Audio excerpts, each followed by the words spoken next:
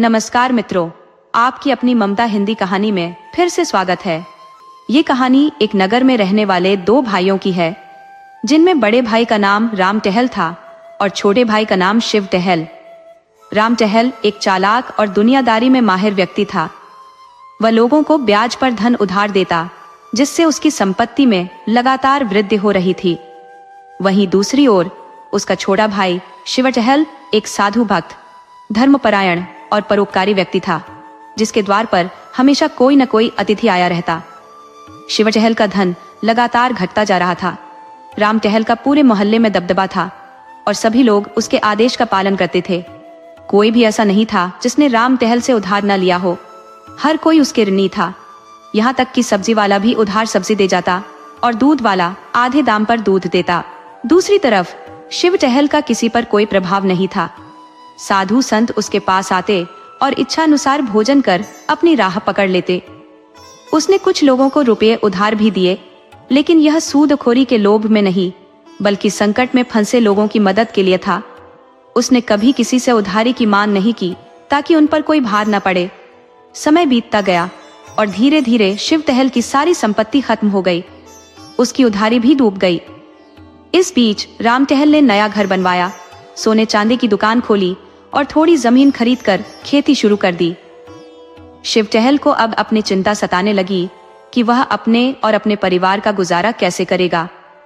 उसके पास कोई रोजगार नहीं था और वह अपने स्वाभिमान के कारण किसी से ऋण लेने की हिम्मत भी नहीं जुटा पाता था। किसी और के अधीन काम करने की सोच से ही उसकी कुल मर्यादा आहत होती। कुछ महीने किसी तरह काटने के बाद जब हर तरफ से निराशा ने घेर लिया, तो वह अपने बड़े भाई राम टहल के पास गया और कहा, भैया, अब मेरे और मेरे परिवार का पालन पोषण आपके ही भरोसे है। आपके सिवा अब मुझे कोई सहारा नहीं दिखता। इस पर राम टहल ने जवाब दिया, इसकी चिंता मत करो। तुमने कोई गलत काम करके धन नष्ट नहीं किया है, बल्कि जो कुछ भी किया है उससे हमारे कुल की प्रतिष्ठा ही बढ़ी है। मैं संसार के धंधे में पारंगत हूँ, इसलिए सफल रहा, जबकि तुम सीधे साधे हो और दूसरों ने तुम्हें ठग लिया। राम टहल ने आगे कहा, अब तुम मेरी खरीदी हुई जमीन की देखरेख करो और खेती का काम संभालो। जितने भी खर्च की जरूरत होगी मुझसे ले जाना। हाँ, एक बात मैं स्पष्ट कर दूं कि मैं साधु संतों का सत्कार करने के लिए एक पैसा भी नहीं दूंगा और न ही तुम्हारे मुंह से अपनी निंदा सुनूंगा। शिव टहल ने भाव विह्वल होकर कहा, भैया, मुझसे एक भारी भूल हुई है कि मैंने हमेशा आपकी निंदा की। कृपया मुझे क्षमा करें। अब यदि आप मुझे अपनी आलोचना करते सुन ले तो जैसा दंड चाहे दे दे। मेरी आपसे एक विनती है, भाभी जी से कह दें कि वे मुझे कभी तिरस्कृत न करें। अगर वह मुझे ताना देगी तो मैं उसकी जीभ खींच लूंगा। राम टहल की जमीन नगर से लगभग 10-12 कोस दूर थी, जहां एक कच्चा मकान भी था और खेत की सामग्रियां व बैलगाड़ी वहीं रहती थी। शिव टहल ने अपना शहर का घर भाई को सौंप दिया और अपने परिवार को लेकर गांव चला गया। वहां पहुंचकर उसने पूरे जोश के साथ खेतों का काम संभाल लिया, नौकरों पर निगरानी शुरू की और उनकी मेहनत का फल भी मिला। पहले ही साल में फसल दोगुनी हो गई और खेती का खर्च भी आधा रह गया।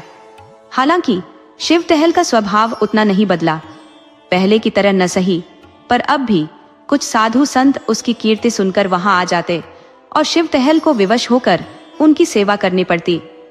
उसने यह बात बड़े भाई से छिपाई ताकि राम टहल नाराज होकर उसकी जीविका का आधार न छीन ले। इस कारण उसे अनाज और भूसा आदि छिपाकर बेचना पड़ता था।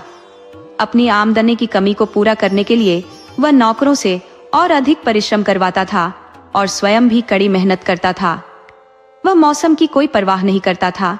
धूप हो, ठंड हो, बारिश हो, शिव टहल बिना थके काम करता रहता। पर इस अत्यधिक परिश्रम का असर उसके स्वास्थ्य पर पड़ने लगा। उसके भोजन का कोई नियमित समय नहीं था। कभी दोपहर में खाता, कभी देर शाम। प्यास लगने पर वह तालाब का पानी पी लेता। धीरे धीरे उसकी दुर्बलता ने रोग का रूप धारण कर लिया और कुछ ही महीनों में उसे पीलिया हो गया, जिसने अंततः 6 महीनों के भीतर उसकी जान ले ली। शिव टहल की मृत्यु की खबर जब राम टहल तक पहुंची तो उन्हें गहरा दुख हुआ। इन 3 वर्षों में राम टहल को कभी भी बाजार से कुछ खरीदना नहीं पड़ा था। गुड़, घी, चारा, ईंधन सब गांव से ही आ जाता था।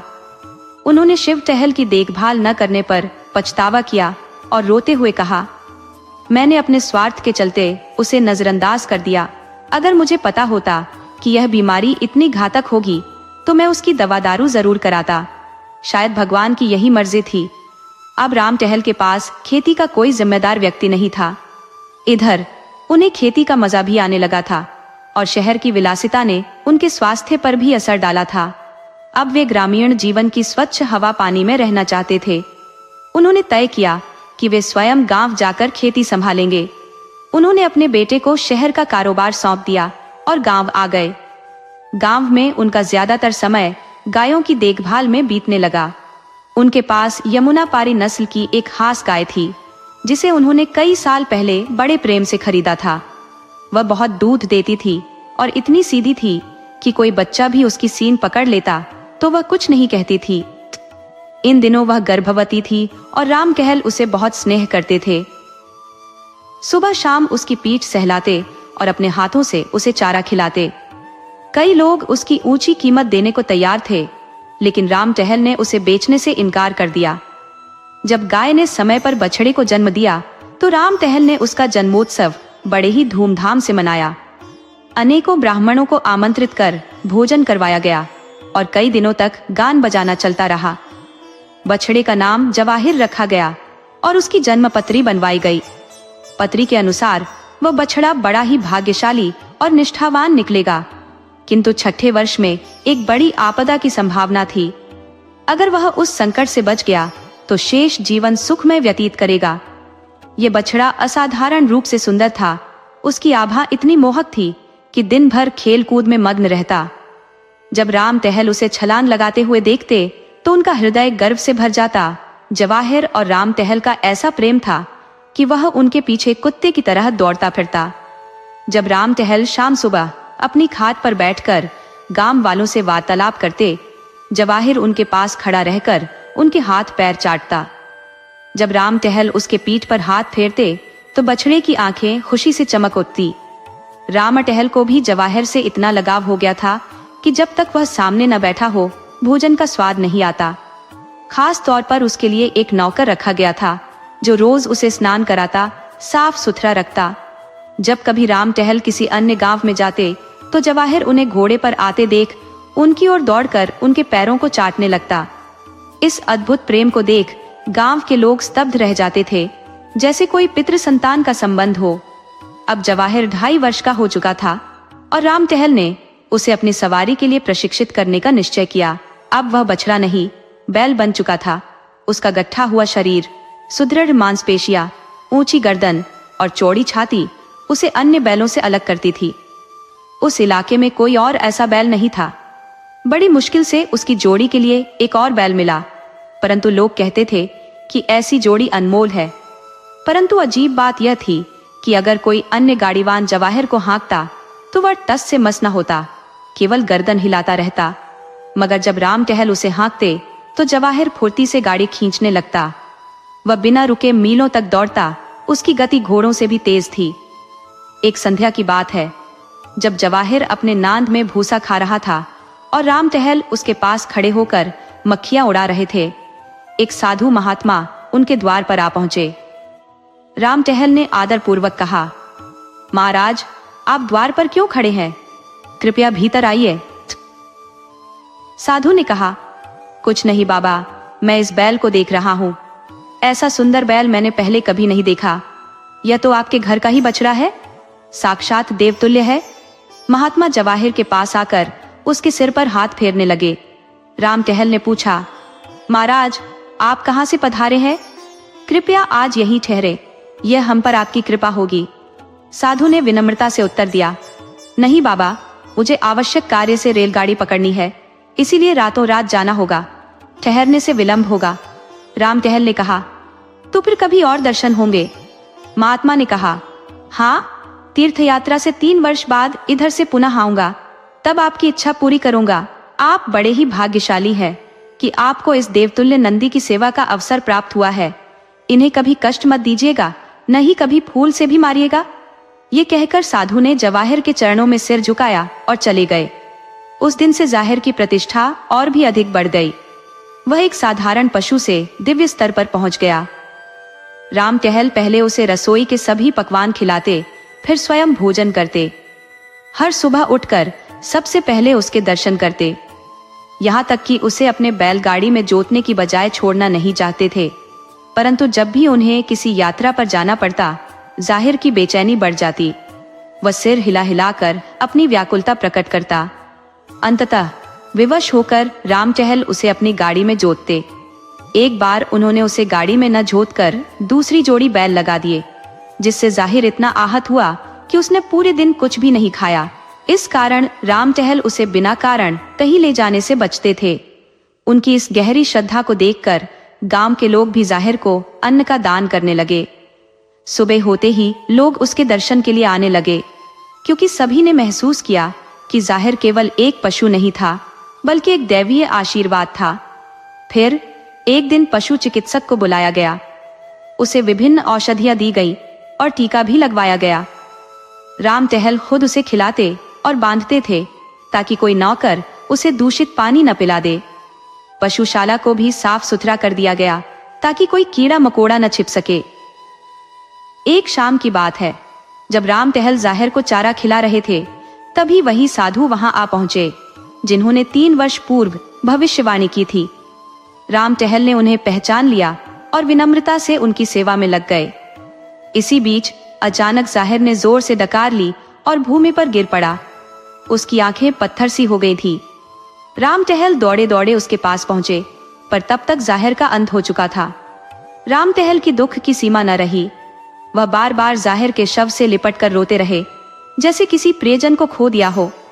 पूरी रात उन्होंने आंसुओं में बिताई। अगली सुबह जाहिर का अंतिम संस्कार विधि पूर्वक किया गया। गांव के सभी ब्राह्मणों को भोजन कराया गया। उन साधु महात्मा ने राम टहल को ढांढस बंधाया और उनकी सांत्वना राम टहल के हृदय को गहरी शांति प्रदान कर गई। एक दिन राम टहल ने साधु से प्रश्न किया, महात्मा जी, मैं ये नहीं समझ पा रहा हूँ कि जाहिर को कौन सा रोग हुआ था। ज्योतिषी ने उसकी जन्म कुंडली में लिखा था कि उसका 6ठा वर्ष असाधारण रूप से कठिन होगा, लेकिन मैंने किसी पशु को इस तरह मरते हुए नहीं देखा। आप तो योगी हैं, कृपया इस रहस्य को उजागर करें।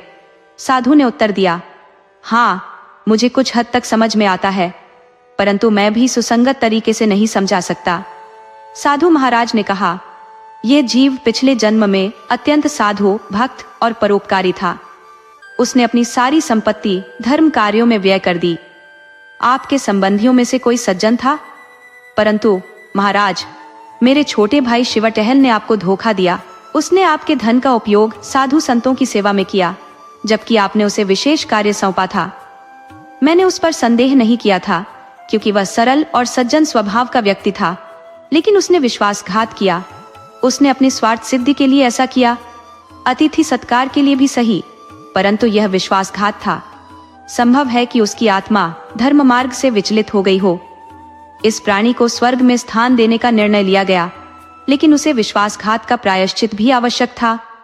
उसे आपके यहाँ पशु के रूप में जन्म देना तय किया गया, ताकि उसके द्वारा हराया गया धन पुनः प्राप्त हो सके। ये तय किया गया कि 6 वर्षों में उसकी आत्मा शुद्ध हो जाएगी और निर्वाण को प्राप्त होगी। महात्मा जी ने अगले दिन विदा ली, लेकिन राम टहल के जीवन में एक बड़ा परिवर्तन आया। उसके चित्त की वृत्ति बदल गई थी। दया और विवेक से उसका हृदय परिपूर्ण हो गया। वह सोचने लगे कि जब ऐसे धर्मात्मा प्राणी को जरा सा विश्वासघात के लिए इतना कठोर दंड मिला, तो मुझ जैसे पापी की स्थिति क्या होगी। यह विचार उनके मन से कभी नहीं गया। इस घटना के बाद राम टहल का जीवन पूरी तरह बदल गया। अब वह दूसरों की सहायता करने लगे, अतिथियों का स्वागत करते और दीन दुखियों की सेवा करते।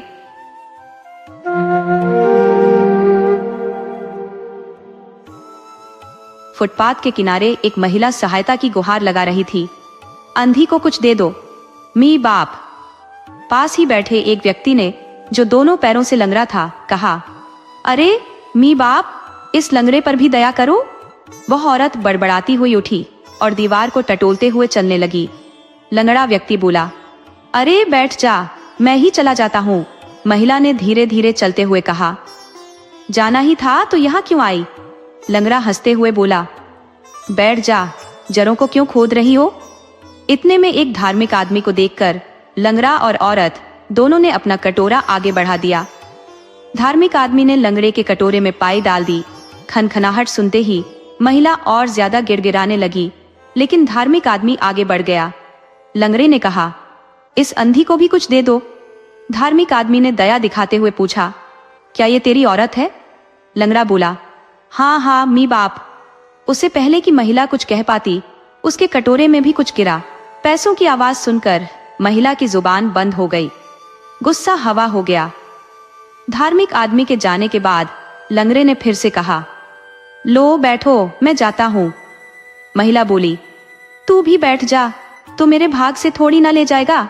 लंगड़ा मुस्कुराते हुए बोला, जड़ खोदने से क्या मिलेगा?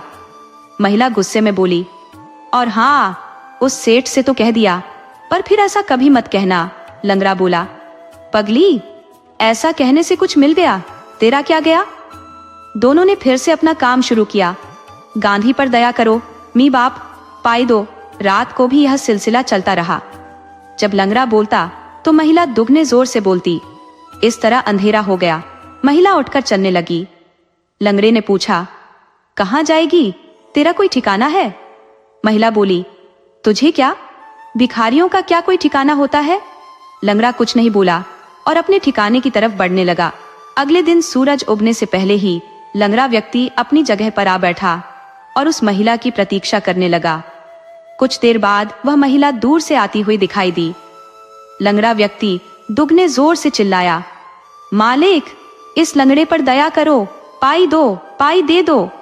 महिला भी कुछ दूरी पर बैठ गई और दयालु लोगों से सहायता मांगने लगी। गर्मियों के दिन थे। धीरे धीरे धूप चढ़ती गई और ग्राहकों की आवाजाही कम हो गई।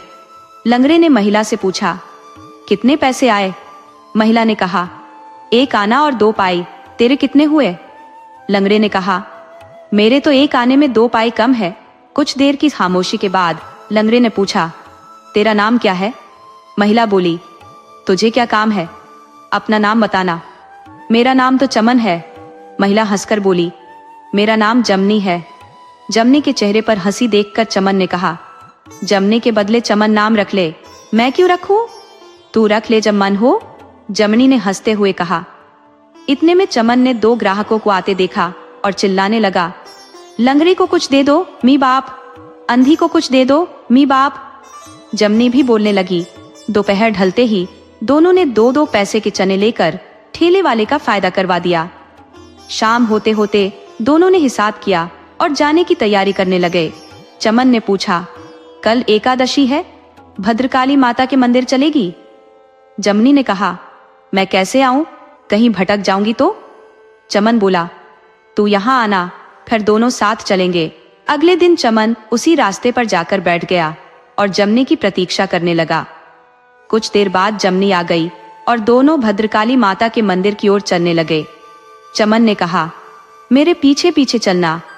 और वह रास्ते में कोई उतराई या चढ़ाई आने पर चमन जमनी को आगाह करता, देखना, दलान है, यहाँ पर चढ़ाई है। और मोटर या तांगा आने पर बोलता, जमनी रुक जा, मोटर आ रही है। दोनों देवी माता के मंदिर के बाहर भीख मांगने लगे। शाम होते ही दोनों उठ गए। आज उनकी अच्छी कमाई हो गई थी, खासकर जमनी की। फिर दोनों उसी जगह की ओर चल पड़े जहां पर वे मिले थे। जमनी ने कहा, वही जगह आने पर मुझे बता देना। जमनी के दिल में हल्का डर था कि कहीं चमन उलटे रास्ते पर तो नहीं ले जा रहा। वह घड़ी घड़ी हाथ से दीवार को छूकर तसल्ली कर लेती। हाँ, ये वही दीवार है। उस जगह पहुंचकर चमन ने कहा, यहाँ तेरी हद आ गई, तू हमेशा इसी तरफ से आती थी। जमनी ने ठहरकर दीवार को उंगलियों से छूकर देखा और अपने रोज के रास्ते का नक्शा सोचने लगी। चमन ने पूछा, जमनी, तू कहाँ रहती है? अगर अच्छी जगह ना हो तो मैं एक अच्छा ठिकाना जानता हूँ। वहां ना तो भिखारी तंग करेंगे और ना ही पुलिस वालों का कोई डर है। लेकिन जमनी चुप रही। चमन ने फिर कहा, चल, चलती है क्या? जमनी ने अपने ठिकाने के बारे में सोचते हुए कहा, नहीं, मेरी जगह तो बहुत ही अच्छी है। चमन उदास होते हुए बोला, तो फिर तू अपनी जगह जा। हालांकि मेरी जगह बहुत ही अच्छी थी। जब जमनी ने अपने मन की उदासी को समझ लिया था, उसे चमन को छोड़कर जाना अच्छा नहीं लग रहा था, परंतु आखिरकार वह अपनी राह पर चल पड़ी। जमनी ने पूछा, कल आएगा ना? फिर तू गालियां तो नहीं देगा? चमन ने कहा, ऐसा क्यों बोलती है, मैंने तुझे कब गाली दी? अच्छा चल, अब कल मिलेंगे, कहकर चमन हंसते हंसते अपने ठिकाने की ओर चल पड़ा और चौकड़ी भरता हुआ सरकने लगा। गर्मियों का समय था, इसलिए दोनों को बिस्तर की कोई झंझट नहीं थी। इसके बाद जमनी और चमन रोज उस रास्ते पर बैठते और फुर्सत की घड़ी में बातें भी करते। एक दिन की बात है, जमनी बोल रही थी, माई बाप, कोई अंधी को। इतने में कटोरे में कुछ बजा। जमनी ने हाथ से छूकर देखा तो पैसों के बदले कंकड़ उसके हाथ में आया। पास में बैठे चमन को मारते हुए उसने कहा, शैतान कहीं का, और चमन की हंसी उसके कानों में गूंजने लगी। आज जमनी का अक्षय पात्र रूठा हुआ था। शाम ढलने तक उसे सिर्फ 4 पैसे ही मिल पाए थे। साड़ी के आंचल में बंधे 4 आने में से खाने का इंतजाम करना पड़ेगा, ये सोचकर वह उदास थी। चमन को भी आज सिर्फ 1 पैसा मिला था। चमन ने पूछा, चल अब वक्त हो गया है, जाना नहीं है क्या? जमनी की उदासी का कारण समझते हुए चमन बोला। इतने में जमनी के कानों में जूतों की आवाज पड़ी। उसने कहा, कोई अंधी को 2 पाई दे दो माई बाप। कटोरे में कुछ गिरने की आवाज सुनाई दी। जमनी बोली, जीते रहो शेठ, भगवान तुम्हारा वंश आगे बढ़ाए। और कटोरे में से पैसा हाथ में आने पर उसके चेहरे पर खुशी छलक उठी। चमन ने कहा, वंश कैसे बढ़े जब बीवी ही ना हो? भगवान से यह कहो कि औरत दे। ये सुनकर जमनी समझ गई कि यह चमन की करतूत है। जमनी ने कहा, यह लो, अपना पैसा रखो। चमन ने जवाब दिया, पैसे का क्या करूं? मुझे तो पत्नी चाहिए। जमनी बोली, वह भी मिल जाएगी, पर अपना पैसा रखो, दान में दिया हुआ मैं वापस नहीं लेती। चमन ने कहा, तुझे लेना ही होगा, एक शर्त पर लूंगा। जमनी ने पूछा, वह क्या? आज मेरे घर पर मेहमान बनकर चल। चमन ने कहा। जमनी सोच में पड़ गई और थोड़ी देर बाद बोली, पर तू ही मेरे साथ चलना, वहां ऐसी जगह नहीं होगी। जमनी यहाँ से ज्यादा दूर नहीं है, अगर तुझे आज ना जचे तो कल मत आना। अच्छा तो फिर चल, कहते हुए जमनी उठी। चमन का दिल कांप उठा, मानो भक्त के घर भगवान पधार रहे हो। वह बोला, जरा ठहर। चमन ने नजदीक के एक होटल से पकौड़ियां लेकर कंधे से लिपटे कपड़े में बांधकर थोड़ी ही देर में लौट आया। अब चल, चमन ने कहा। जमनी उसकी आवाज का सहारा लेते हुए चलने लगी। चमन का ठिकाना आ चुका था। चारों ओर में खुला आंगन था और बीचों बीच एक नीम का पेड़ था। नीचे हमेशा धूल की शैया बिछी रहती। चमन ने जमनी से कहा, बैठो, और पकौड़ियों की पुड़िया खोलकर दोनों खाने लगे। जमनी की भूख आज कहीं भाग गई थी, पर पकौड़ियों के स्वाद से कुछ जग उठी। उसने हाथ से टटोलते हुए पूछा, तू भी कुछ खा रहा है या नहीं? खा रहा हूं ना, चमन ने कहा। जमनी के हाथ को छूते हुए चमन ने कहा, पकौड़ियां उतनी ही लग रही है। नहीं नहीं, खा रहा हूं ना। सुनकर जमनी ने पूछा, खा मेरी कसम पर। जब चमन कुछ नहीं बोला तब जमनी ने कहा, ऐसे नहीं चलेगा, हम दोनों आधा आधा बांट लेते हैं। यह कहकर उन्होंने पकौड़ियों के 2 हिस्से किए और पकौड़ियां खाने लगे। भोजन समाप्त करने के पश्चात चमन जमनी को कुछ दूरी पर स्थित नल पर ले गया। दोनों ने पानी पिया और लेट गए। देर रात तक वार्तालाप करते करते नींद में लीन हो गए। इसके बाद जमनी और चमन एक साथ भीख मांगने, खाने और रहने लगे। मौसम ने करवट ली और बरसात का मौसम आरंभ हो गया। अब चमन को ठिकाना बदलने की आवश्यकता महसूस हुई। उसने कहा, तू यहीं बैठ, मैं कोई अच्छी जगह देखकर आता हूँ। ये कहकर चमन वहां से निकल पड़ा। कुछ ही देर बाद चमन एक नया ठिकाना ढूंढकर लौट आया और दोनों वहां चल पड़े। थोड़ी दूर जाने पर एक ढाबा दिखाई दिया। चमन के मुंह में पानी आ गया। जमनी, मेरे पास 2 पैसे हैं, अगर 1 आना और मिल जाए तो दाल चावल लाकर खा सकते हैं, बहुत दिनों से मन कर रहा है। चमन बोला। जमनी ने कहा, ये ले, मैं कब मना करती हूँ, पर तू लाएगा कैसे? चल, मैं भी चलती हूँ। ढाबे के पास पहुंचकर चमन ने फुटपाथ के किनारे एक गड्ढे से दोना निकाला और ढाबे वाले लड़के को देकर कहा, भाई 6 पैसे की दाल चावल देना। थोड़ी देर बाद लड़का दाल चावल डालने लगा। सब्जी नहीं लाए? चमन ने पूछा। लड़के ने कहा, लेना है तो ले, वरना चलता बन। एक तो भिखारी है, ऊपर से चटोरा कहीं का। लड़के ने पैसे लेकर दाल चावल दोने में डालकर उन्हें दे दिए। थोड़ी ही देर बाद वे दोनों एक दीवार के पास झुके हुए बड़े ही घने पेड़ के नीचे पहुंचे। चमन बोला, बैठ, देख यहाँ पर एक बूंद भी नहीं गिरती। जमनी ने कहा, अच्छा ठिकाना ढूंढा है तुमने, एकदम सूखा है। मैंने पिछले साल भी यहीं पर बारिश काटी थी, पर तब तू नहीं थी। रात मानो काटने को दौड़ती थी। फिर दोनों ने खाना खाया और सो गए। इस प्रकार कुछ दिन बीते और दिवाली का दिन आ गया। जमनी को उसकी रोज की जगह पर छोड़कर चमन दूर दूर के मंदिरों में जाकर भीख मांगता। सूखी लोगों की दया से मिले पैसे से मिठाई खरीदकर शाम को जमनी के पास आता और उसके सामने रखता। जमनी कहती, तू खा, पर चमन इनकार करता, मैंने तो खाया ही है, तू खा। जमनी बोली, मैं तुझे पहचानती हूँ, पर कल से तू मत जाना, कहीं किसी मोटर गाड़ी के नीचे ना आ जाए। दिवाली का दिन बीत गया और सर्दियों का मौसम आने लगा। एक रात सर्दी बढ़ती हुई देखकर चमन ने जमनी से पूछा, जमनी कितने पैसे हैं? 2 रुपए और एक अठन्नी बंधी है और कुछ पाई है। क्यों? जमनी ने कहा, कल हाट से एक लहंगा लेकर आऊंगा और एक कंबल भी। तेरे कपड़े देख कितने पुराने और खराब हो गए हैं, चमन ने कहा। जमनी बोली, तेरे भी कहाँ अच्छे हैं? मेरी बात और है, चमन ने जवाब दिया। सर्दी बढ़ती जा रही थी। जमनी और चमन रोज की जगह पर आ बैठे। जमनी ने कहा, इतनी ठंड क्यों है? हमारा शरीर कांप रहा है। कोई दयालु, कोई सेठ दया करो, चमन ने पुकारा। परंतु ऐसी ठंड में कोई भी अपनी जेब से हाथ बाहर नहीं निकाल रहा था। जमनी के दांत बज रहे थे। उसने कहा, आज तो कड़क ठंड है।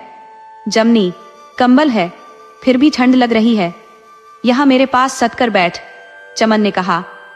ना रे ना, कोई पाई पैसा दे रहा है, वो भी ना देगा, जमनी ने उत्तर दिया। चमन ने हंसी हंसी में कहा, तो फिर कहीं धूप में जाकर बैठ जा, अब तो धूप भी निकल आई है, दोपहर होने को आई है। परंतु चमन की ठंड कम नहीं हुई। जमनी को संदेह हुआ, कहीं बुखार तो नहीं। ये सोचकर उसने चमन के शरीर को हाथ लगाया और बोली, हाय राम, क्या ठंड ठंड लगा रखी है? शरीर तो बुखार से तप रहा है। चमन ने कहा, अरे वह तो ऐसे ही है। जमनी ने उत्तर दिया, ऐसे ही क्या? तेरा सिर देख, यह है कंबल। चमन ने इनकार करना उचित नहीं समझा और वह कंबल लेकर दीवार के साथ कांपता हुआ लेट गया। बीच बीच में जमनी 2-3 बार पूछती, पानी, सोडा लाना है? सुबह होते ही चमन ने कहा, जमनी बेला हो गई है, तू जा। जमनी बोली, तुझे ऐसे छोड़कर कैसे जाऊं? तू जा, मैं यहीं पर लेता रहूंगा, मुझे कुछ नहीं होगा। मेरी बात और है, पर तू क्या खाएगी? तू तो कल से भूखी है, चल जा। ये कहकर चमन ने उसे जबरदस्ती धकेला, परंतु उसका दिल नहीं मानता था। जब तक चमन ने बोलना बंद नहीं किया, तब तक वह जाने को तैयार नहीं हुई। जाते हुए जमनी ने कहा, देख, सिर ढककर लेटना और पानी पीना पड़े तो कटोरे में भरकर रखा है। ये कहकर जमनी उठी और अपने रोज के ठिकाने पर जाकर भीख मांगने लगी। मन में चमन था, परंतु जुबान पर रोज की तरह अंधी पर कोई दया करो कहती रही। कुछ ही देर में उसके कानों में आवाज आई, अंधी उठ इधर से। जमनी समझी नहीं कौन किसे कह रहा है। उसने तो बोलना जारी रखा, कोई दयालु दया करो। अभी वाक्य पूरा नहीं हुआ था कि आवाज आई, मानती नहीं अंधी, उठ इधर से। आवाज एकदम करीब से आई। जमनी समझ गई कि कोई पुलिस चाचा है। वह बोली, साहब, अंधी हूँ, भीख मांगकर पेट भरती हूँ। पुलिस वाले ने कहा, अबे उठ जा, दूसरी जगह पर बैठ। गवर्नर साहब इधर से निकलेंगे, तुम्हें पता नहीं? उठ, वरना अभी लगाता हूँ। जमनी उठी और अपने घर की तरफ मुड़ी। इतने में वह आवाज फिर से आई, अबे उधर कहाँ जाती है, इस तरफ से जा। पुलिस वाले ने जमनी की बाह पकड़ी और उसे विपरीत दिशा में घुमा दिया। जमनी लाचार होकर उल्टी दिशा में चल पड़ी। कुछ दूर चलने पर दूसरी आवाज आई, ही निकल जल्दी। जमनी के प्राण चमन में बसे हुए थे।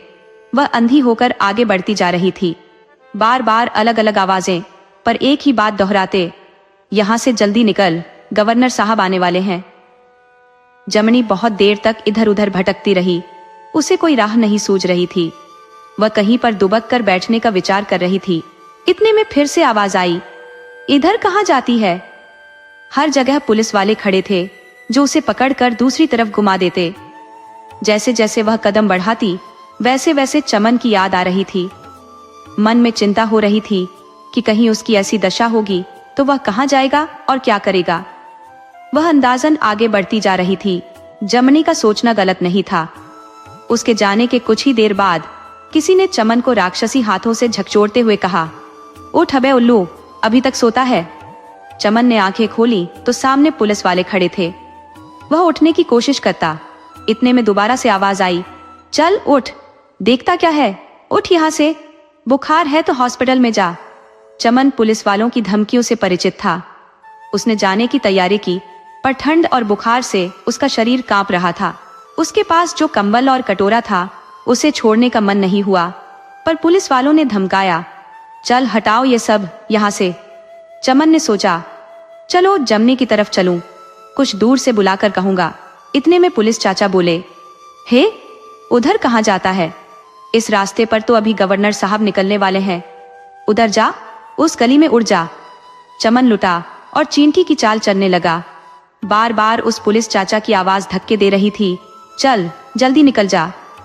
गली में मुड़ने पर वह एक पानी के नल के पक्के चबूतरे की आड़ लेकर उसके पीछे छिप गया। उसकी सांसें इतनी तेज हो रही थी कि पूरी सांस भी नहीं ले पा रहा था। वो थका हुआ मानो घोड़े पर चढ़कर आया था। हर अंग पेड़ की पत्तियों की तरह कांप रहा था। आंखों की रोशनी गहरी हो रही थी। जान जमनी में जाकर अटक गई थी। जबान के बदले दिल कहने लगा, जमनी जमनी। दिल ने एक दो बार झटके खाए और बुखार चेतना को लेकर चंपत हो गया। चमन की देह लकड़ी सी होकर रह गई। चमन ने प्राण त्याग दिए। दिन काफी चढ़ चुका था। इतने में जमनी ने जूतों की आवाज सुनी और पूछा, सेठ, गवर्नर साहब गए? उस आदमी को आश्चर्य हुआ और उसने कहा, हाँ चले गए। जमनी फटाफट उठी। दिमाग से पूछती पूछती गिरती पड़ती चलने लगी। ठिकाने पर पहुंचने पर उसके दिल ने चैन की सांस ली। अब कोई फिक्र नहीं है, अब तो पहुंच जाऊंगी। वह धड़कते दिल से लंबे लंबे डग भरती अपने घर की ओर बढ़ चली। दिल में बार बार शक हो रहा था, चमन वहां होगा या नहीं। मन को दिलासा देते हुए कहने लगी, और कहां जाएगा, वहीं पर होगा।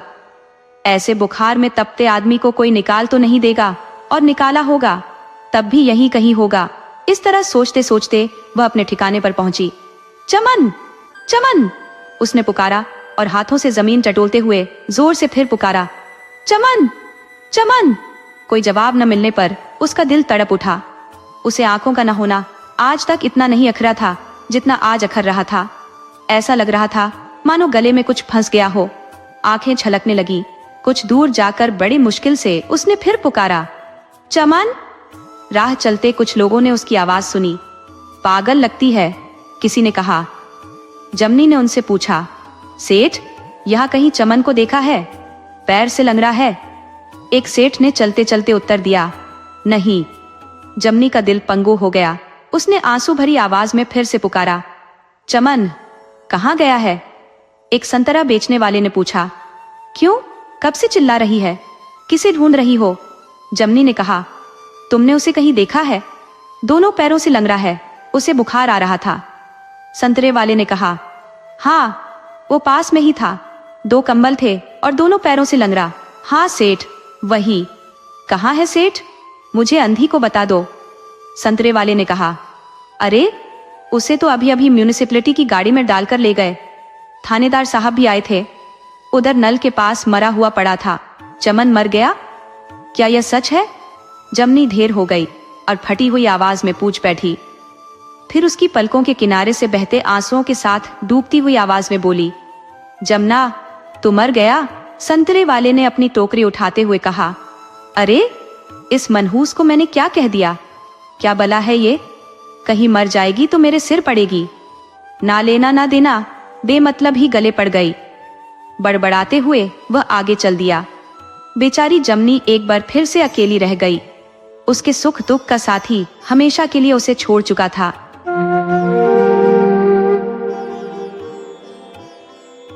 लक्ष्मी पंडित जी के पास अपने बेटे की जन्म कुंडली बनवाने के लिए बैठी हुई थी और चिंतित भी थी। अगर नई कुंडली में कोई बुरा ग्रह आ गया तो कुंडली फाड़कर नदी में फेंक दूंगी। पंडित जी बोले, लक्ष्मी बहन, तुमने बहुत पुण्य किए हैं जो ऐसा हीरा जैसा बेटा तुम्हें मिला है। बस इसकी कुंडली में एक बात मुझे परेशान कर रही है लक्ष्मी बहन, क्योंकि यह सदा तुम्हारे पास नहीं रहेगा। ये नाम तो रोशन करेगा पर तुमसे दूर रह के। तब लक्ष्मी कहने लगी, ये भविष्यवाणी तो उसके जन्म के वक्त उसकी दादी ने कर दी थी, क्योंकि लक्ष्मी ने घोर मूल्य में पुत्र को जन्म दिया था। दादी ने कहा था, अरे लक्ष्मी, तूने घोर मूल्य में बेटा जना है, ये सारे घर के लिए भारी रहेगा, बस खुद के लिए ही भला करेगा। जैसे सूर्य की रोशनी सबको देती है पर पास जाने पर जलाती है, वैसा ही कुछ है तेरा बेटा। चाहे जो भी हो, लक्ष्मी की तो आंखों का तारा था।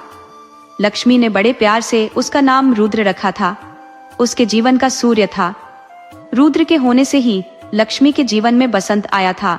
गांव में पहले शादी ब्याह आज की तरह नहीं होते थे। लड़कियों की छोटी उम्र में ही शादी हो जाती थी। जब लड़की चौका बासन करना सीख जाती थी, समझो वह विवाह योग्य हो गई। उस समय लड़कियों को ज्यादा पढ़ाया लिखाया नहीं जाता था। लक्ष्मी और उसकी जेठानी में ज्यादा फर्क नहीं था। लक्ष्मी की शादी के समय उसकी उम्र करीब 16 साल रही होगी और तभी उसके फेरे हो गए थे और वह ससुराल विदा होकर आ गई थी। कमला उसकी दूर की रिश्तेदार थी। कमला ने लक्ष्मी को देखा और अपने छोटे भाई के लिए पसंद कर लिया। क्योंकि कमला चाय नाश्ते की जिम्मेदारी निभा रही थी, तभी उसका विवाह अपने छोटे भाई से कर दिया। यहाँ कमला की गोद तो 1 साल में ही भर गई। वहीं लक्ष्मी एक बेटे के लिए तरस गई थी। लक्ष्मी का पति भी इस बात से दुखी होकर संन्यास लेकर कहीं निकल गया था। उसने घर बार छोड़ दिया था, लेकिन उसे पता नहीं था कि उसकी पत्नी 2 महीने की गर्भवती थी। जाने कितनी मन्नतों के बाद रुद्र का जन्म हुआ। उसके जन्म लेते ही डॉक्टरों ने कह दिया कि उसे बचाना मुश्किल है, पर अपने लाडले को सीने से लगाए रात रात भर जाग कर लक्ष्मी ने उसे जीवित रखा। कमला के बेटे सुरेश और रुद्र में 10 साल का अंतर था। जहाँ एक तरफ सुरेश सीधा साधा घर का आदर्श पुत्र था, वहीं रुद्र सिर्फ घर का ही नहीं, पूरे गांव का सरदर्द था। अपनी मंडली के साथ वह कभी किसी के अनार के बगीचे से हाथ साफ कराता, कभी किसी के लहलहाते सेब के बगीचे से एकदम तोड़ लाता, कभी किसी की भैंस खोल देता तो कभी किसी की दुधारू गाय का दूध बछड़े को पिला देता। गांव की औरतें उसकी माँ को ताने मारती और कहती, लक्ष्मी, तुम्हारा लाडला पंचायत बैठेगी, जाने सरपंच जी क्या निर्णय ले। रुद्र के कारनामे सबसे निराले थे।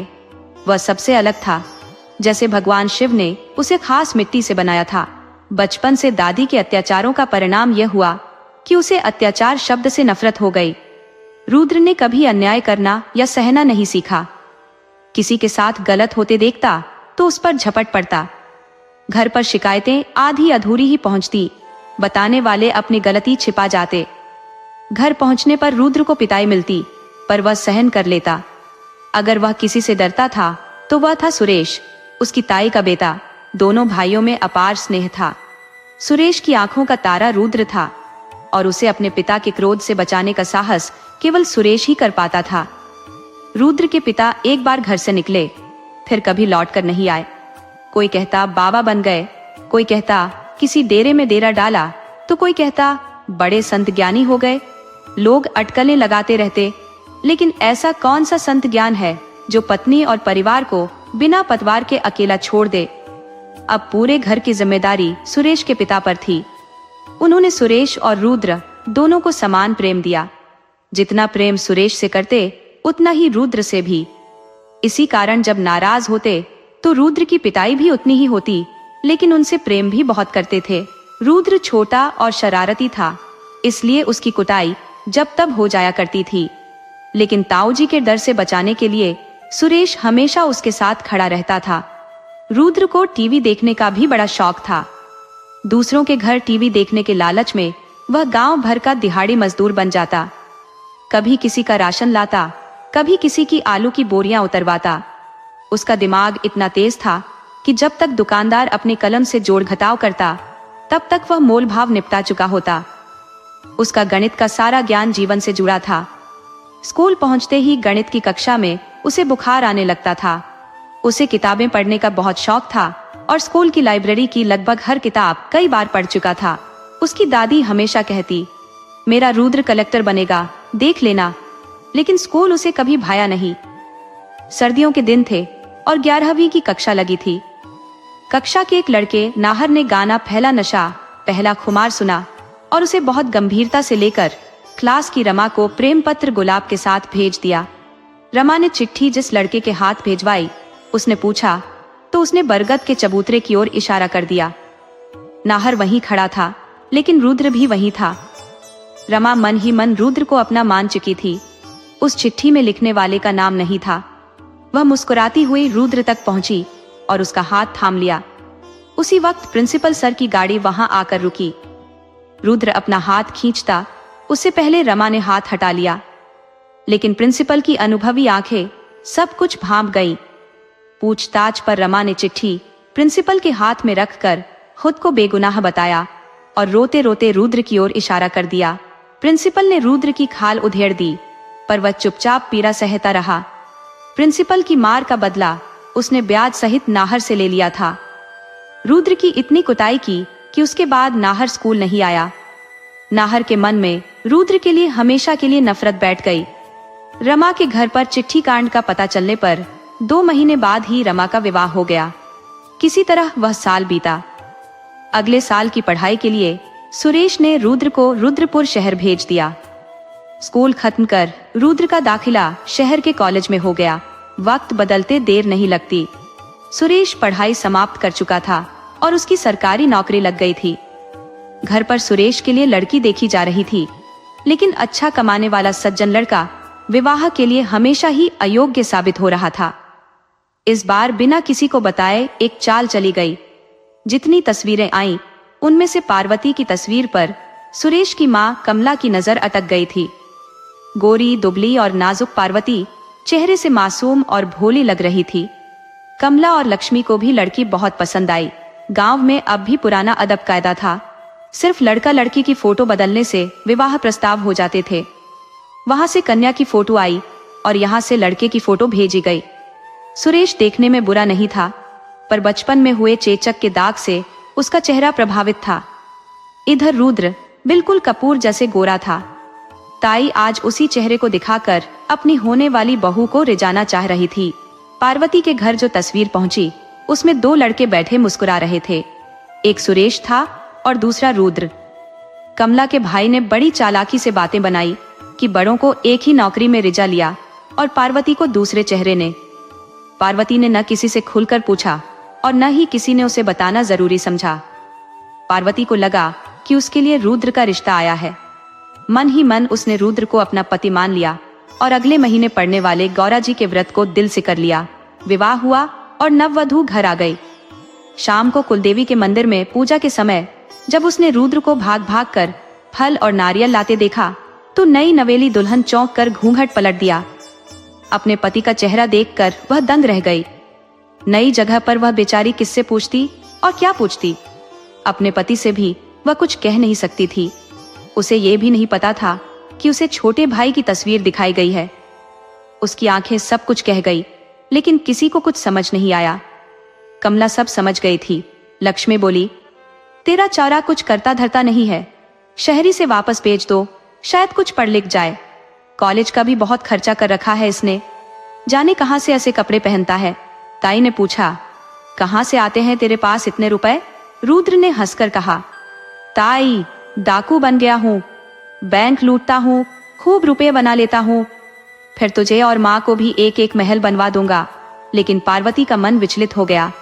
जिसकी तस्वीर ने उसकी कितनी रातें जागते हुए बिता दी थी, आज उसे अपने आसपास देखना दुख दे रहा था। पार्वती का मन अजीब सा होकर रह गया था।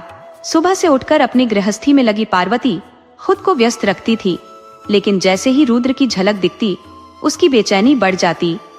वह मन ही मन चाहने लगी थी कि जब तक उसकी और सुरेश की गृहस्थी की गाड़ी पटरी पर ना आ जाए, तब तक रुद्र कहीं दूर चला जाए। सुरेश के दोस्त की शादी थी जो पड़ोसी गांव में थी। सुरेश को भी वहां अपनी पत्नी पार्वती को साथ ले जाना था, लेकिन इसके लिए घर भर से सहमति लेनी पड़ी थी। कमला तो नई बहू को बाहर घूमने जाने के लिए तैयार नहीं थी, लेकिन जिद्दी बेटे के आगे उसकी एक नहीं चली। लक्ष्मी ने पारो को सजा संवार कर उसके कान के पीछे काला टीका लगा दिया। पार्वती ने पूछा, काकी ये टीका क्यों लगाया है? लक्ष्मी ने हंसकर कहा, अरे क्यों नहीं, मेरी बहू है, अभी तो सोने जैसी है, किसी की नजर न लगे। पार्वती की आंखें डबडबा गई। इतना प्यार तो उसे अपने मायके में भी नहीं मिला था।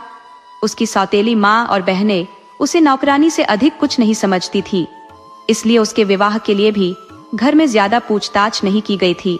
अपने आंसू पहुंचकर उसने काकी सास के पैर छुए और उन्होंने उसे अपने सीने से लगा लिया। खूब खुश रहो बिटिया, अपने पति का सुख पाओ, फलों फूलों सदा सुहागन रहो। लक्ष्मी ने भी उसे आशीर्वादों की झड़ी लगा दी। मुस्कुराकर खड़ी हो गई और सुरेश की आवाज आ गई, पारो जल्दी आओ। सुरेश और पारो शादी में चले गए। वापस आ रहे थे तो रुद्र अपने दोस्तों के साथ टकरा गया। सुरेश ने कहा, तू यहाँ क्या कर रहा है? तुझे तो शहर जाना था ना? रुद्र ने जवाब दिया, भैया कॉलेज कैंटीन का रामदेन बहुत बीमार था, अकेला आदमी था, घर पर ही दवा ले रहा था। कल अचानक चल बसा। उसने मुझे गांव का पता बताया था। हम लोग मिलकर उसे यहीं ले आए, लेकिन पता चला कि अब उसका इस दुनिया में कोई नहीं रहा। बस उसका क्रियाक्रम निपटा कर आ रहा हूँ। सुरेश ने कहा, अच्छा सुन, अब पारो के साथ घर जा, मुझे कुछ काम से जाना पड़ेगा। सुरेश के यह कहते ही पारो घबरा गई। नहीं, ऐसे आप काम पर कैसे जा सकते हैं? पारो ने कहा, आप भी घर तक चलिए मेरे साथ, फिर वहां से काम पर चले जाना। सुरेश ने समझाया, पार्वती कल दिल्ली से ऑडिट के लोग आ रहे हैं। पिछले महीने भर से उसी की तैयारी में लगा था। अगर अजीत की शादी ना होती तो मैं एक दिन की भी छुट्टी नहीं लेता। ये मेरा खास दोस्त था, इसलिए उसकी शादी में आना पड़ा। अब बस उसकी तैयारी फाइनल हो जानी है। और परेशान क्यों हो? रुद्र तुम्हारे साथ है। बस थोड़ी दूर डिपो से बस मिल जाएगी, मैं कल शाम तक घर आ जाऊंगा। सुरेश ने दोनों को बस में बैठाकर विदा किया। पारो थकी हुई थी, जल्द ही नींद के आगोश में चली गई। उसने अनजाने में अपना सिर रुद्र के कंधे पर रख दिया। रुद्र भी थका हुआ था, लेकिन वह पारो को किसी भी तरह का कष्ट नहीं देना चाहता था, इसलिए चुपचाप बैठा रहा। पूरे रास्ते पारो आराम से सोती रही। रुद्र का दामन हमेशा पाक रहा है, खासकर लड़कियों के मामले में। यही बात नाहर को सबसे ज्यादा चुभती थी, जो बचपन का दोस्त था, लेकिन अंदर से रुद्र से जलता था। वह हमेशा मौके की तलाश में रहता था कि कैसे रुद्र की बेइज्जती की जाए। बस में नाहर भी गांव जा रहा था। सुरेश के ऑफिस में ऑडिट चल रहा था और ऑफिसर्स खड़ी निगरानी रख रहे थे, लेकिन सुरेश का काम भी पक्का था। सुरेश ने 2 दिन में ही अपना काम पूरा कर लिया। ऑडिट के बाद सुरेश जल्दबाजी में घर की ओर बढ़ रहा था। रास्ते में नाहर से मिला, जिसने व्यंग्य से कहा, भाई काम कुछ ज्यादा ही हो गया है। इस समय ऑफिस में नहीं, घर में नई नई दुल्हन बैठी है उस महाकाल के साथ, और आपने उसे छोड़ दिया। सुरेश ने जवाब दिया, तुम अपने काम से काम रखो नाहर, हमारे घर में ताक झाक करने की जरूरत नहीं है।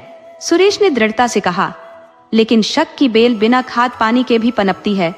यहाँ तो खाद पानी देने वाले घर और बाहर दोनों जगह मौजूद थे। कमला तीखी सास थी, वह पार्वती को कोसने का कोई मौका नहीं छोड़ती थी। रोज पार्वती के जागने से पहले ही उसे दिन भर के काम बता देती थी। कमला ने पार्वती से अनाज संजोने, कंबल, चादर धोने, कालीन साफ करने जैसे काम करवाए। लक्ष्मी अपनी तरफ से मदद करती, लेकिन घर के दूसरे भी काम होते थे। कमला काम बताकर पड़ोस में बात करने चली जाती और पार्वती काम करती रहती। थकान के बावजूद उसे आराम नहीं मिलता था। एक दिन कमला ने पार्वती को चने पीसने के लिए बैठा दिया। तभी रुद्र शहर से घूमकर वापस आया और पार्वती को देख चक्की खींचकर खुद चने पीसने लगा। लक्ष्मी ने पूछा, रुद्र तेरी कमीज कैसे फट गई? रुद्र ने जवाब दिया, माँ कॉलेज में एक रईस ज़ादे को मजा चखा कर आ रहा हूँ। लक्ष्मी ने कहा, अरे अब किसका सिर फोड़ा? रुद्र ने कहा, कमिश्नर का लड़का स्कूल कॉलेज में शराब पीकर आ गया और लड़कियों को परेशान कर रहा था। पहले उसे प्यार से समझाया, नहीं माना तो मजबूरी में हाथ उठाना पड़ा। ताई ने कहा, पहले खुद को सुधारो। पार्वती सर झुकाए सोच रही थी। जितना वह रुद्र को अपने मन से हटाना चाहती, उतनी ही दृढ़ता से वह उसके दिल में बसता जा रहा था। रात में सुरेश आते ही कमला ने उसके कान भरने शुरू कर दिए। रुद्र तो किसी काम का नहीं है। बेटा ध्यान रखा कर, आजकल जब तब शहर से आ जाता है और पार्वती के आगे पीछे घूमता रहता है। देख बेटा, मैंने तेरी और पार्वती की उम्र में भी अंतर देखा है। कहीं कोई ऊंच नीच हो गई तो तेरा जीवन खराब हो जाएगा। सुरेश अपनी माँ की बातों को सुनते हुए बोला, माँ, कैसी पागलों वाली बातें कर रही हो तुम भी। रुद्र मेरा छोटा भाई है, मेरे दिल का टुकड़ा है। माँ ने उत्तर दिया, हाँ, लेकिन सुन लो, कहीं ऐसा ना हो कि यही जिगर का टुकड़ा तुम्हारे कलेजे को छलनी कर दे। सुरेश ने माँ को तो समझा लिया, पर उसकी बात उसके मन में घर कर गई। उस रात जब माँ बेटे की बातें हो रही थी और पारू दूध लेकर कमरे में आई, उसने भी सब सुन लिया। पार्वती पहले से ही रुद्र से दूर रहती थी, अब और सतर्क हो गई। लेकिन रुद्र इन बातों से अनजान था।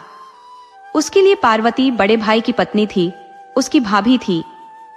वह देवर के रिश्ते को निभाते हुए कभी उसके लिए अमरूद लाता, कभी बेरिया, कभी कहीं से केरी लाता, तो कभी नन्हा खरगोश पकड़कर उसके हाथ में थमा देता। लो, इसे अपने पास रखो, वह कहता, बिल्कुल तुम्हारी तरह सफेद है। अब सुरेश का ध्यान इन छोटी छोटी बातों पर जाने लगा था। एक दिन गांव में लगे मेले में रुद्र साथ चलने की जिद करने लगा। पार्वती उससे बचना चाहती थी, पर रुद्र अधिकार से उसके जीवन में घुसता चला जा रहा था। उस दिन तहसील में जमीन पट्टे का काम होने से माँ बेटा दोनों घर से बाहर थे। दोपहर के भोजन के बाद पार्वती अपनी कार की लक्ष्मी के कमरे में जमीन पर लेटी हुई थी और लक्ष्मी की बातें सुन रही थी कि अचानक रुद्र आ धमका। रुद्र ने माँ से कपड़े मांगते हुए कहा, माँ, मेरे कपड़े निकाल दो, जबरदस्त मेला लगा है। लक्ष्मी ने कमरे की बत्ती जला दी। रुद्र ने पार्वती को देखा और पार्वती लज्जा से बाहर चली गई। रुद्र को इससे कोई खास फर्क नहीं पड़ा। तैयार होकर वह घर से निकल गया। लक्ष्मी ने आवाज दी, अपनी भाभी को भी साथ ले जा, सारा दिन घर में पड़ी रहती है। पार्वती के लाख मना करने पर भी रुद्र ने उसकी नहीं सुनी। उसे मोटरबाइक पर बैठाकर मेला घुमाने ले गया। वर्षों बाद पार्वती किसी मेले में आई थी। 5-6 साल की उम्र में जब वह अपनी माँ के साथ मेले में आई थी, झूले पर बैठना, चूड़ियों की दुकान से खरीदारी करना, गुब्बारों को छर्रे वाली बंदूक से फोड़ना और रिंग उछालकर टेडी बियर जीतना, सब कुछ जैसे फिर से जीवंत हो गया। रुद्र भी उसके साथ बच्चे बन गया था। गोलगप्पों के ठेले पर चटकारे लेते हुए दोनों ने मस्ती की, पर घर पहुंचते ही महाभारत शुरू हो गई। सुरेश ने आंगन में इंतजार कर रहे दोनों को घूर कर देखा। मुझसे बिना पूछे ही घूमने निकल गई, उसने गुस्से में कहा। बड़ा शौक है बाहर घूमने का, काम धाम छोड़कर बाहर घूमती फिरती है, लक्ष्मी ने समझाया। नहीं सुरेश, मैंने ही पार्वती को भेजा था, वरना वह तो घर ही बैठी थी। मुझे लगा सारा काम तो हो चुका है, बेचारी थोड़ी बाजार की रौनक देख ले, सुरेश ने कहा। उसकी गलती को अपने सिर मत लो। देखो, ये कोई वक्त है घर लौटने का? जाना ही था तो कम से कम रात का खाना तो बना जाती। अब इनके घूमने फिरने के कारण आपको और माँ को सारी रोटियां बेलनी पड़ी ना। पार्वती आंखों में आंसू लिए अंदर चली गई। रुद्र गाड़ी उठाकर वापस बाहर निकल गया, लेकिन उस रात पार्वती सो नहीं पाई। सुरेश का गुस्सा दुर्वासा ऋषि जैसा था। रात भर उसकी बेल्ट और लात घूंसे सहते हुए पार्वती के आंसू थम नहीं रहे थे। जब कोई व्यक्ति संकीर्ण मानसिकता अपना लेता है तो उसे सच्चाई का भान भी नहीं रहता। वह धीरे धीरे अपने मन में एक जटिल ताना बाना बुन लेता है, जिससे बाहर निकलना असंभव होता है। सुरेश भी सामान्य देवर भाभी के रिश्ते को प्रेमी प्रेमिका का रूप देने लगा।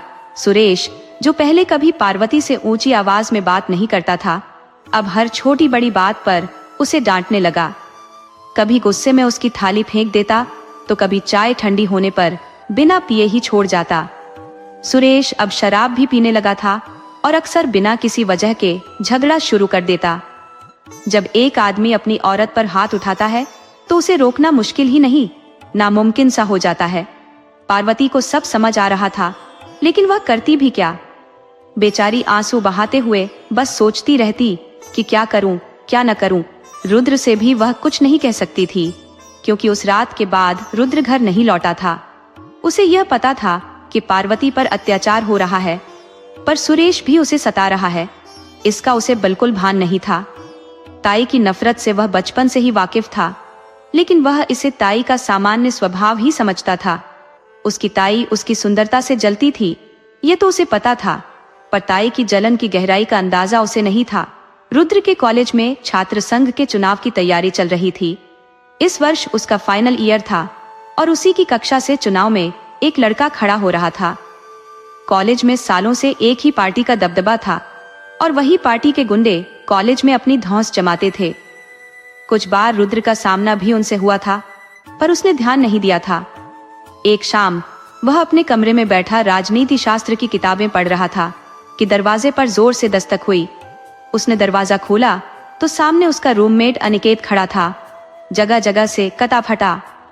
अनिकेत उसे अंदर खींच लाया और बोला, क्या हाल बना रखा है, क्या हुआ? अनिकेत बोला, भैया जी के गुंडे कैंटीन में आ गए और अपनी मनमानी करने लगे। अब तो हद हो गई है, किसी को इनके खिलाफ खड़ा होना होगा, वरना ये जिंदगी नर्क बना देंगे। रुद्र को गुस्सा तो आया, लेकिन उसने खुद को संभाल लिया। तुम डरते रहोगे तो वो डराते रहेंगे, रुद्र ने कहा।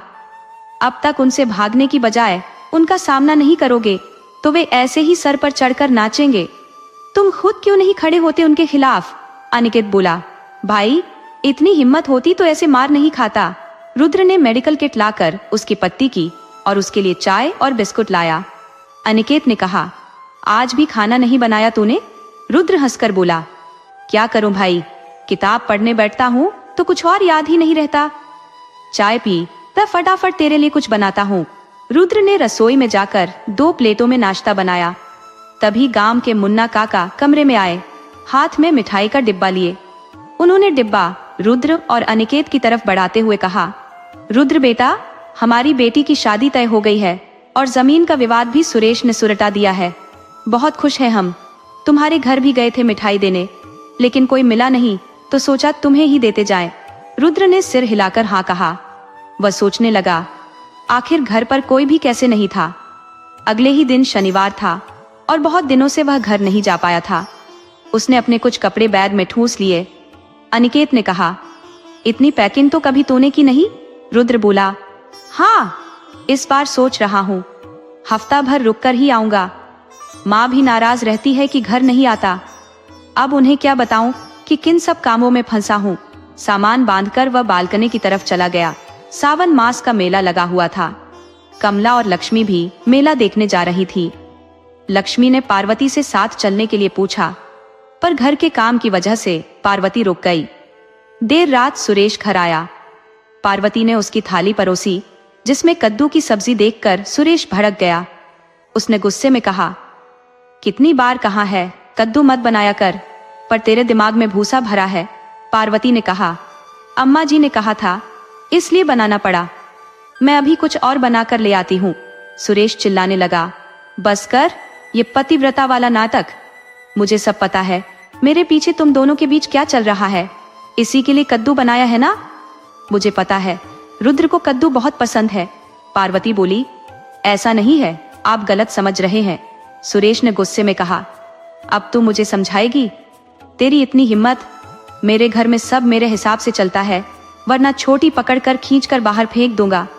एक बार रात भर ओस में पड़ी रहेगी, तब अक्ल ठिकाने आएगी। पार्वती ने कहा, आप इतना नाराज क्यों हो रहे हैं? बैठिए, मैं कुछ और बनाकर ले आती हूँ। सुरेश ने गुस्से में थाली उठाई और पार्वती पर फेंक दी। वह तेज बारिश में बाहर निकल गया। शक से भरी आंखों के पीछे खड़ा रुद्र ये सब देख रहा था। हर शनिवार कॉलेज की छुट्टी के बाद वह घर आता था, पर इस बार बहुत समय बाद लौटा था। रुद्र सोच रहा था, इतने दिनों बाद घर आऊंगा तो सब कितने खुश होंगे, पर जो उसने सुना उस पर विश्वास नहीं हुआ। उसने सोचा, भाई के पीछे जाऊं, पर पलटकर कमरे में चला गया। पार्वती रो रही थी।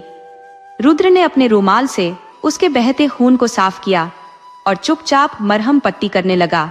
रुद्र ने पहली बार पार्वती को इतने ध्यान से देखा।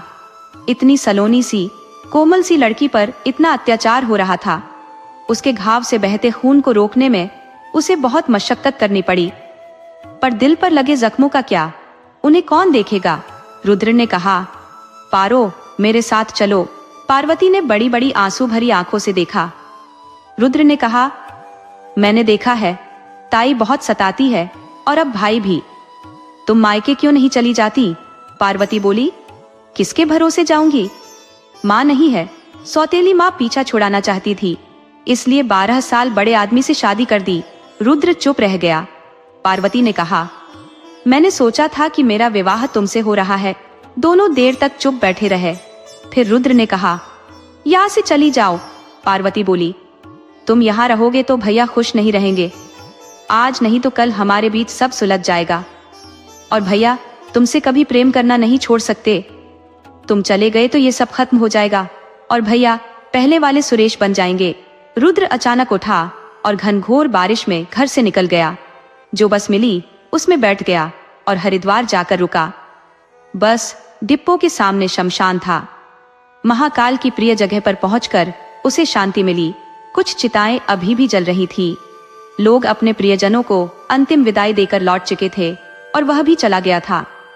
12 बजे के बाद की बातें सुनकर उसके मन में पारों के लिए जो संवेदनाएं जाग उठी थी, वह डर रहा था कि कहीं वे प्रेम में न बदल जाए। इस भय से वह वहां से भाग आया था। रुद्र के मन में उथल पुथल मची थी। वह यह तय नहीं कर पा रहा था कि कल क्या करना है, कहाँ जाना है। उसे बस यह पता था कि अब वह कभी घर वापस नहीं लौटेगा। उस घर के दरवाजे अब हमेशा के लिए बंद हो चुके हैं। पंडित जी की भविष्यवाणी अब सत्य होने वाली थी। खोटा सिक्का अपना रास्ता बनाकर निकल गया था। शमशान में अकेला बैठा हुआ रुद्र बारिश में भीग रहा था, पर उसका मन कहीं और था। उसने अपने घुटनों के इर्द गिर्द हाथों का घेरा बनाया और सोच में डूब गया। आखिर उसने ऐसा क्या गुनाह किया था कि उसके पिता समान भाई के मन में उसके लिए इतनी नफरत भर गई। पारो का मासूम चेहरा याद आते ही उसका दिल कसमसाने लगा। उसकी बड़ी बड़ी आंखें जैसे बिना किसी गुनाह की सजा काट रही थी। सही भी था, आखिर उस लड़की ने गुनाह किया ही क्या था। गुनाह तो उसके साथ हुआ था। उसकी तस्वीर दिखाकर भाई ने शादी करवा दी।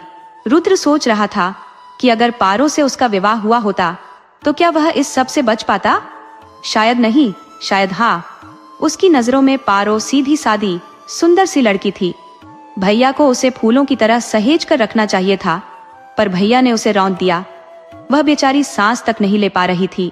रुद्र अपने विचारों में खोया रहा और वहीं उसे नींद आ गई। सुबह नींद खुली तो उसने अपना बैग उठाया और पास की चाय की दुकान पर जा बैठा। एक कप गर्म चाय पीते ही उसकी आत्मा जाग उठी। मन ही मन उसने तय कर लिया कि अब उसे घर वापस नहीं जाना है। कहीं न कहीं उसके मन में भी पारो के लिए कोमल भावनाएं उभरने लगी थी। उसने अपने सर को झटका देकर वहां से उठ खड़ा हुआ। अभी भी वह यह समझ नहीं पा रहा था कि जाना कहाँ है। उसने अपना बैग उठाया और कॉलेज के लिए निकल पड़ा। पहले हर शनिवार और रविवार घर जाने वाला रुद्र अब महीनों घर नहीं जाता था। माँ से भी उसकी बातें कम हो गई थी।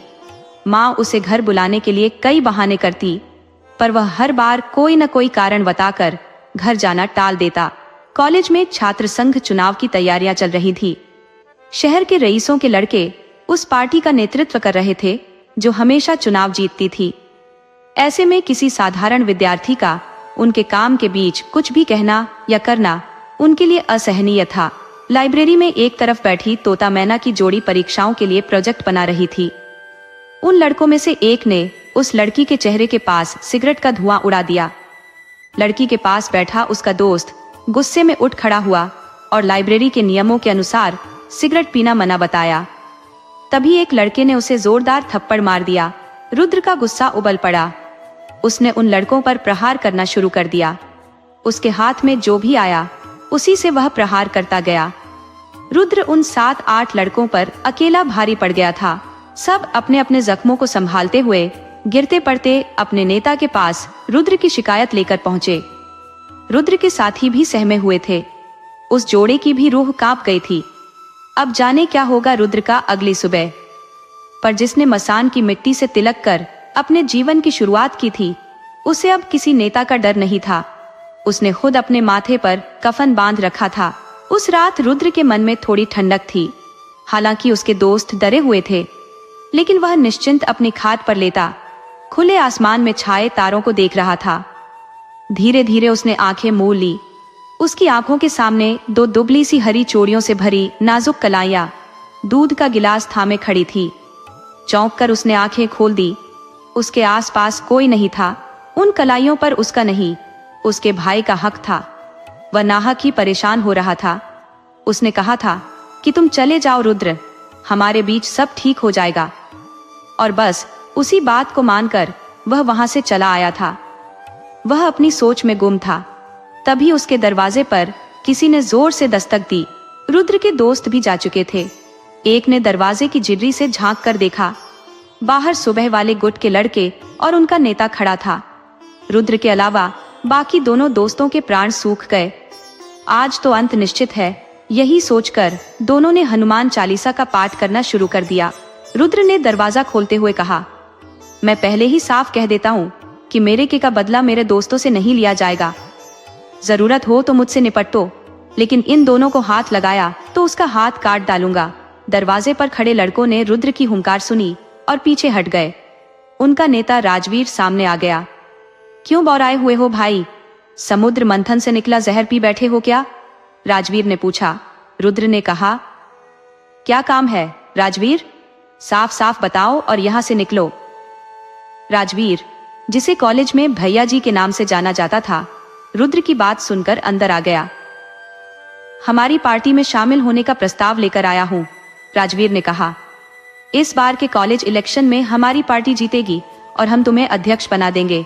बोलो, मंजूर है? रुद्र ने कुछ देर सोचने के बाद धीरे से सिर हिला दिया।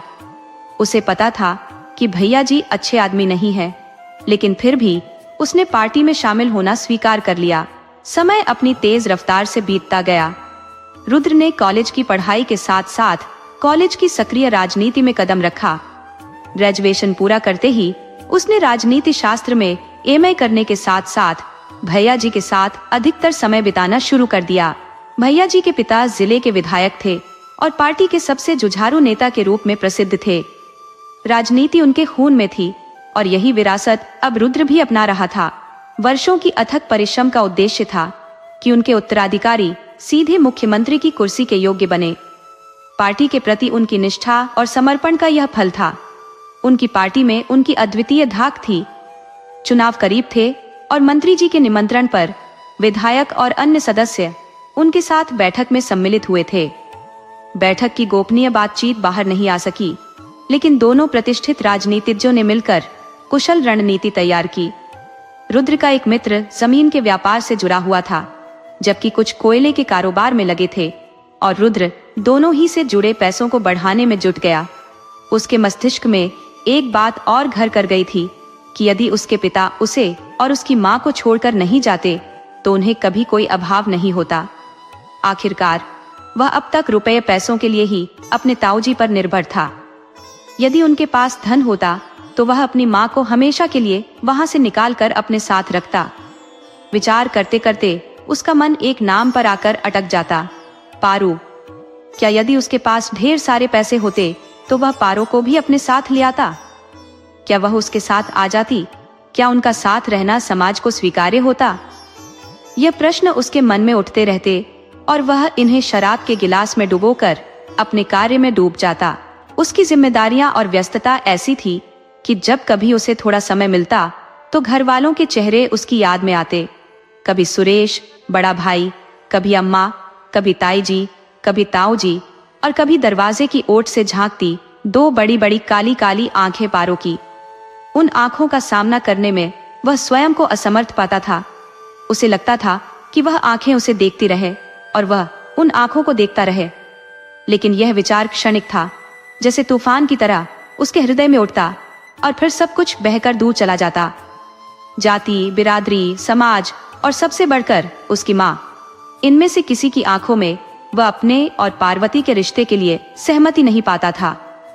इसलिए उसने अपने हृदय में बहते हुए उस छोटे से अमृत झरने पर एक बड़ा सा पत्थर रख दिया था। अब उसके पास रुपया तो था, लेकिन समय नहीं था। शेष समय में राजनीति भी थी। वह भैया जी का दायां हाथ माना जाता था। रुद्र को भैया जी के पिता भी अपने बेटे की तरह स्नेह करते थे। उनके कार्यालय की कई बैठकें बिना रुद्र के संभव नहीं थी और न ही उनके घर का कोई व्रत, त्योहार, पूजा पाठ संभव था। मंत्री जी के साथ बैठक के बाद रुद्र का स्थान और ऊंचा हो गया था। अब किसी भी बैठक में उसे भूलना असंभव हो गया था। पार्टी कार्यालय में आज उत्सव का माहौल था। भावी प्रत्याशियों का नाम घोषित होना था। सभी को पता था कि सबसे महत्वपूर्ण सीट से भैया जी को ही टिकट मिलेगा। कार्यालय में दिवाली सी रौनक थी। रात के 12 बजे भी समय यूं ही लग रहा था जैसे अभी शाम ही खिली है। आखिरकार 12, 13 तो तीनों 7, 8, 9, 7, 8, 9, 7, 8, 9, 7, 8, 9, 17, 13 कार्यक्रम का समापन हुआ और उस महत्वपूर्ण सीट के प्रत्याशी के नाम की घोषणा करते हुए मंत्री जी ने राजवीर की जगह रुद्र प्रताप का नाम लिया। सभी हैरान रह गए। विधायक जी के रुद्र के प्रति स्नेह को सभी जानते थे, लेकिन अपने बेटे की जगह मंत्री पद की दावेदारी को सीधे रुद्र के पाले में उछाल देंगे, ये किसी ने नहीं सोचा था। गुस्से में पैर पटकता राजवीर वहां से निकल गया। पिता के कंधे पर रखा हाथ झटकता राजवीर एक बार रुद्र को नाराजगी से देखकर चला गया और विधायक जी आगे बढ़कर रुद्र को गले लगा लिया। इसके बाद सब कुछ एक सपने जैसा होता चला गया। अपने अच्छे कर्मों और युवाओं में अपनी धाक का रुद्र को चुनाव प्रचार में अत्यंत लाभ मिला। रुद्र की ख्याति ऐसी थी कि उसे जीतना ही था। उसकी प्रसिद्धि चारों ओर फैल रही थी। सबकी उम्मीदों पर खरा उतरते हुए रुद्र भारी मतों से विजयी हुआ। ये और बात थी कि राजवीर ने, जो हर समय रुद्र के साथ रहता था, उसे नाराजगी में अकेला छोड़ दिया। रुद्र के बार बार मनाने पर भी राजवीर ने फिर उस दिन के बाद उसका चेहरा नहीं देखा। हालांकि उसके पिता रुद्र के विजय होने तक उसके साए की तरह उसके साथ बने रहे। आज महीनों बाद रुद्र ने अपनी माँ को फोन किया। वो भले ही न करे, पर हर हफ्ते उसकी माँ बिना बोले ही उसे फोन करके उसका हालचाल पूछ लिया करती थी। बिना पूछे ताया जी और ताई जी की भी खबरें सुना देती थी, पर जिसके बारे में जानना चाहता था उसके बारे में कुछ नहीं कहती थी। त्योहारों के समय बस कभी कभी 1-2 बातें कह देती, जैसे दिवाली के लिए पार्वती ने लड्डू बनाए थे, बड़ा स्वाद है बहू के हाथ में, या होली पर तेरी ताई ने बहू को मायके नहीं जाने दिया, बेचारी जब से ब्याह कर आई है मायके का मुंह तक नहीं देखा। इससे ज्यादा वो ना बताती थी और ना ही रुद्र पूछता था। आम चुनाव जीतने के बाद उसे मंत्री जी को धन्यवाद देने जाना था, पर इससे पहले जाने क्यों उसने अपनी खुशी साझा करने के लिए अपनी माँ को फोन लगाया। माँ की जगह ताई ने फोन उठाया। रुद्र की आवाज सुनते ही ताई बिखर गई। तू कहाँ चला गया? अरे छोरे, अब क्या मेरे मरने पर ही वापस आएगा? तेरा भाई महीनों से पेट में तेज दर्द की शिकायत कर रहा है। 2 दिन पहले डॉक्टर को दिखाया तो उसने तुरंत भर्ती कर लिया। हो सके तो एक बार आजा बेटा, हो सकता है तेरे आने से ही उसके प्राण वापस आ जाए। आएगा ना तू रुद्र? बरसों बाद ताई ने उसे उसके बचपन के नाम से पुकारा था। मना करने का तो सवाल ही नहीं उठता था। वो तुरंत अपनी गाड़ी में जा बैठा और अनिकेत पीछे पीछे दौड़ता आया। अनिकेत ने कहा, रुद्र, तुझे तो मंत्री जी के आवास पर जाना था ना, कहाँ निकल रहा है? रुद्र ने कहा, घर जा रहा हूँ भाई, बड़े दिनों बाद घर से बुलावा आया है, कल तक वापस आ जाऊंगा। मंत्री जी को समझा देना कि मैं कल आकर उनके पैर छूकर धन्यवाद दूंगा। और फिर रुद्र हवा से बातें करती हुई अपनी गाड़ी में निकल पड़ा। गांव की गलियां उसे बुला रही थी। हवा से बातें करती रुद्र की गाड़ी गांव की ओर भागती जा रही थी और साथ ही यादों के बवंडर उसके दिमाग में उठ रहे थे। 5 सालों से उसने गांव नहीं आया था और अम्मा के अलावा किसी से बात भी नहीं की थी, लेकिन छिप छिपाकर ही सही उसका दोस्त श्याम उसे सुरेश दादा और पार्वती की खबरें दे दिया करता था। अब वह बारिश में भीगता हुआ घर से निकला था। श्याम उसे ढूंढता हुआ उसके शहर वाले घर पर पहुंचा था। उस रात श्याम के साथ उसने पहली और आखिरी बार शराब पी थी और उसी बहकावे में सुरेश भाई के शक और अत्याचार की बातें सुनाई थी। इस संसार में शायद श्याम ही था जो उसके दिल की बात समझता था। श्याम ने बताया था कि सुरेश, जो पहले कभी कभार पीता था, अब रोज पीने लगा है। ताऊ जी का भी संकोच नहीं रह गया था। रात दिन नशे में डूबा सुरेश भाई ऑफिस के काम में भी चूक करने लगा था। पहले दिन के काम में कोई गड़बड़ी नहीं करता था, अब आए दिन कोई न कोई काम बिगाड़ देता है। शाम से ही उसे सुरेश और कभी कभी पारो के बारे में भी खबरें मिलती थी। रुद्र को पता चला कि पारो की हालत कुछ ठीक नहीं है। उसकी शादी के 5 साल हो गए थे, पर गोद नहीं भरी थी। ताई सारी खीज उसी पर निकालती थी। रुद्र सोचता, किस मिट्टी की बनी है यह औरत, क्यों अपने प्रति हो रहे अन्याय के खिलाफ नहीं बोलती। विचारों में मग्न रुद्र अपने गांव कब पहुंच गया उसे पता ही नहीं चला। घर की ओर गाड़ी मोड़ने के बजाय वह सीधा अस्पताल की ओर चला। उसकी गाड़ी से उतरते ही माँ दौड़ती हुई आई और उसे सीने से लगा लिया। माँ ने बिना बोले ही जाने कितने वर्षों की शिकायत और उलाहने आंसुओं में बहा दिए। बेटे के सीने से लगी माँ रोती रही और बेटा उसके सर पर हाथ फिराकर सांत्वना देता रहा। माँ को संभालकर एक ओर करके रुद्र ताऊ जी और ताई जी की ओर बढ़ गया। दोनों को प्रणाम करके उसने सिर उठाया तो ताई जी की आंखें दबदबा आईं और रुद्र को सीने से लगाकर वो भी रोने लगी। शायद परिस्थितियां इंसान को ऐसे ही कमजोर कर देती हैं। आज तक अपने बेटे के गर्भ में झूमती, अपने सामने किसी को कुछ नहीं समझने वाली ताई जी आज ईश्वर की करने के सामने सिर झुकाए खड़ी थी। उन्हें समझ में नहीं आ रहा था कि उन्होंने जो किया उसका परिणाम इतना घातक हो सकता है। अपने कड़वे स्वभाव के कारण ही उन्होंने हमेशा पारो को नाखूनों के नीचे दबाए रखा था। उनकी सोच थी कि अगर पति अपनी पत्नी के साथ बहुत खुश रहेगा तो माँ को भूल जाएगा और घर में पारो का राज चलने लगेगा। इसी उलझन में कमला ने अनजाने में ही सही अपने बेटे के घर में आग लगा दी थी और आज उसकी आंखों के सामने उसका अपना बेटा झुलस गया था। पश्चाताप के आंसू बहाने पर भी उसे कुछ वापस नहीं मिल पा रहा था। रुद्र भी अपने आंसू नहीं रोक पा रहा था। बड़ी हिम्मत करके उसने सुरेश भैया के लिए वहां खड़े सभी लोगों से पूछ लिया और ताई ने उसे सुरेश के कमरे तक ले गई। तक सुरेश आंखें बंद किए अपने बिस्तर पर लेटा हुआ था। ताई ने धीरे से जाकर उसके बालों में हाथ फिराया और कहा, सुरेश। तो सुरेश ने आंखें खोल दी। सामने रुद्र खड़ा था। रुद्र को देखकर सुरेश की आंखें दबदबा गईं। उसने एक हाथ से धीमे से रुद्र को अपनी ओर बुलाया। रुद्र रोते हुए उसके सीने से लगा और दोनों भाइयों के आंसू नहीं रुक रहे थे। इन आंसुओं में इतने सालों के गिले शिकवे और शिकायतें सब बह गई। सुरेश का रुद्रपुर किया न्याय बह गया और रुद्र की सारी नाराजगी दूर हो गई। यही तो होता है रक्त का संबंध। चाहे कितने भी दिन अलग रह ले, लेकिन एक दूसरे की तकलीफ इन्हें आपस में बांध के ही रखती है। सुरेश की बीमारी ने उसे लाचार कर दिया था। उसे दिखने लगा था कि उसका अंतिम समय आ गया है और इसी मानसिक भाव ने उसे करुणा से भर दिया था। अब वह एक बार फिर पुराना सुरेश बन गया था जिसे रुद्र जानता था। डॉक्टरों ने सुरेश के लिए जवाब दे दिया था। उसकी हालत आज रुद्र को देखकर कुछ ठीक लगने लगी थी। 4 दिनों में सुरेश के मुंह में एक दाना भी नहीं गया था। आज रुद्र के हाथों से उसने मुश्किल से दलिया खा लिया था। घर भर के लोगों को आस बंध गई थी कि शायद सुरेश ठीक हो जाए। रुद्र का हृदय मुस्कुरा उठा था। उसे लगने लगा कि अब सब अच्छा हो जाएगा। अगर भैया ठीक हो गए तब तो पारो भी खुश रहेंगी और अगर वो खुश रहेंगी तो उससे मीलों दूर रुद्र भी जी उठेगा। पहली बार पार्वती के बारे में सोचते हुए उसका मन खिल उठा। उसे लगा कि वह भैया और पार्वती के जीवन में फिर से रंग भर देगा। अपनी सोच में डूबा मुस्कुराता रुद्र भैया का हाथ थामे बैठा था कि उसके दोस्त विनय का फोन आ गया। विनय ने कहा, रुद्र तू ठीक तो है ना? रुद्र ने कहा, हाँ मैं ठीक हूँ, बिल्कुल ठीक हूँ। गांव आ गया हूँ। आज ही सुबह अनिकेत को बताकर आया हूँ। उसने तुझे बताया नहीं? तो विनय ने कहा, भाई अनिकेत का बहुत बड़ा एक्सीडेंट हो गया है, उसका बचना मुश्किल है। रुद्र ने कहा, ये क्या बोल रहा है यार? वो तो मेरे कार्यालय की गाड़ी में ड्राइवर के साथ निकला था, फिर कैसे उसका एक्सीडेंट हो गया?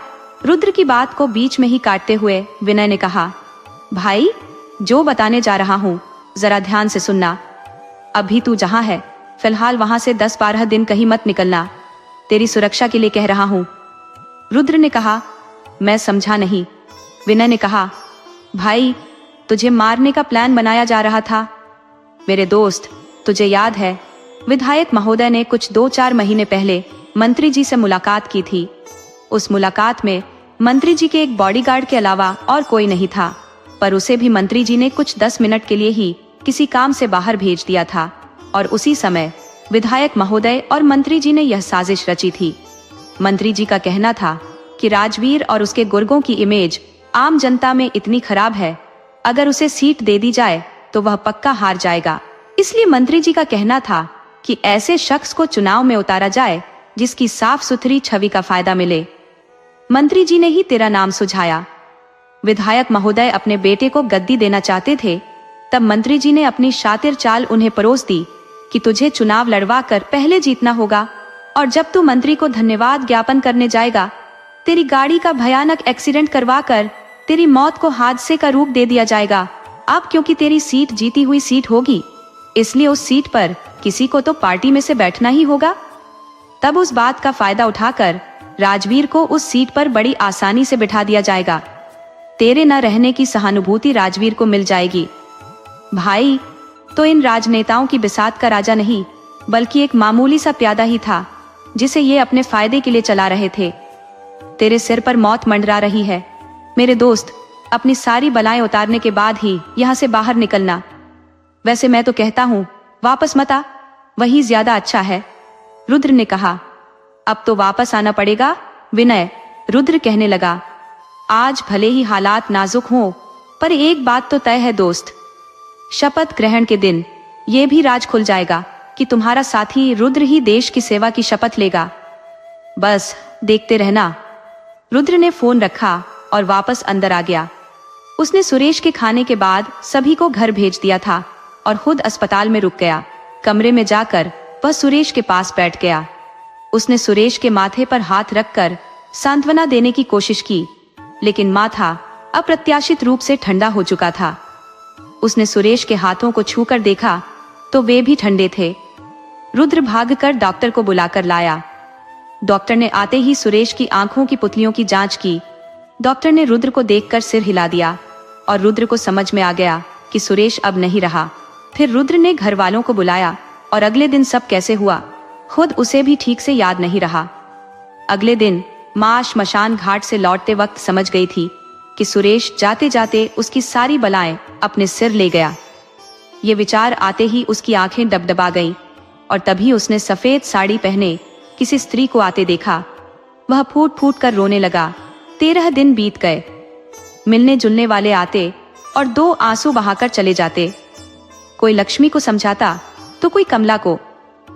पार्वती के मायके वालों ने हाथ जोड़कर कहा, हमारे लिए तो कन्या की विदाई के साथ ही जिम्मेदारी खत्म हो गई थी, अब इसे अपनी बहू मानकर रखिए। इस बेचारी को 2 वक्त की रोटी और कुछ कपड़े मिल जाए, बस यही काफी है। पार्वती की सौतेली माँ ने जाते जाते उसे गले लगाने की कोशिश की, लेकिन पार्वती दूर हट गई।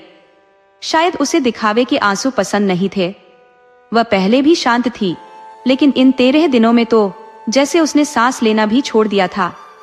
लक्ष्मी जबरदस्ती उसे कुछ खिला देती थी। कमला पहले जिसकी जबान से जहर निकलता था, अब हर किसी को बेटा बेटा बोलकर अपने कलेजे को ठंडक पहुंचाने की कोशिश कर रही थी। लक्ष्मी और कमला की ननद घर के कामकाज में लगी थी, लेकिन पार्वती को लेकर चिंतित थी। सारी रस्में खत्म हो चुकी थी। अगले दिन बुआ जी की वापसी थी। बुआ जी आंगन में बैठकर कहने लगी, अब इस लड़की का क्या करोगी कमला भाभी? कमला ने कहा, बहू है हमारी, हमारे साथ रहेगी। बुआ जी ने कहा, कैसी बातें कर रही हो भाभी, जवान विधवा को साथ रखना ठीक नहीं है। मैं तो कहती हूँ वृंदावन में किसी आश्रम में छोड़ दो, वहां ऐसी ही औरतें रहती हैं, उन्हें सिलाई कढ़ाई सिखाई जाती है ताकि वे अपनी रोजी रोटी कमा सके। लक्ष्मी इन बातों से व्यथित होकर बहाने से भीतर चली गई, लेकिन सबने बुआ जी की बातें सुन ली थी। लक्ष्मी पार्वती के पास आई और उसे गले लगाकर कहने लगी, बेटा ऐसे मत रो, सब ठीक हो जाएगा। इतने दिनों में रुद्र पहली बार पार्वती के कमरे में आया था। उसने कहा, माँ कुछ कहना था तुमसे। लक्ष्मी ने उसकी ओर देखा। रुद्र कुछ कहता तभी उसका फोन बजने लगा। वह फोन पर बातें करते हुए बाहर चला गया। अगले दिन शपथ ग्रहण समारोह होना था। विनय का फोन था। अनिकेत भी अब ठीक था। यह सुनकर रुद्र को थोड़ा सुकून मिला। उसने सोचा, अब भैया जान मेरी जानी है, पर तुमने मेरी बला अपने सिर ले ली। अब यह जिंदगी आपकी अमानत है।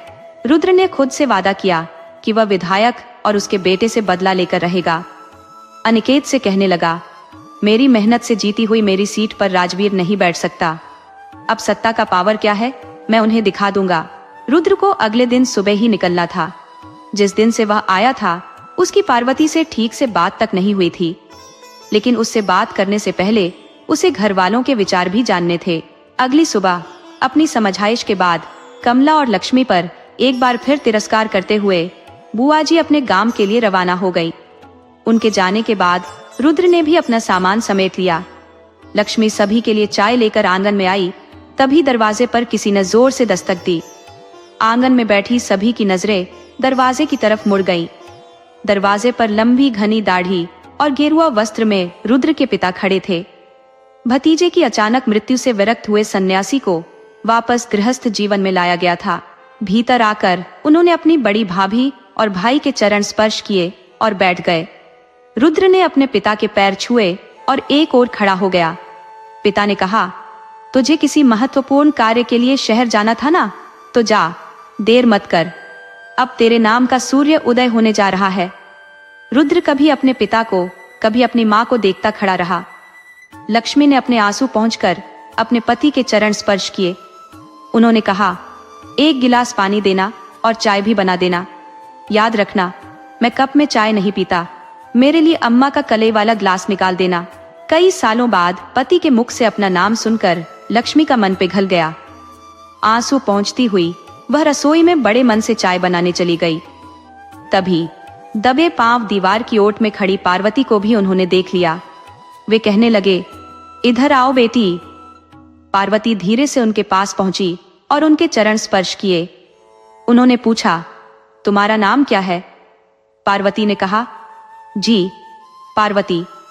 नाम सुनते ही उन्होंने पीड़ा और कष्ट से आंखें बंद कर ली। जब हम मानव उसकी बनाई दुनिया से मनमानी करने लगते हैं तो ऐसा ही होता है, उन्होंने कहा। उनकी कही बातें किसी को समझ नहीं आई। उन्होंने पार्वती के सिर पर हाथ रखा और कहा, सदा खुश रहो बेटी।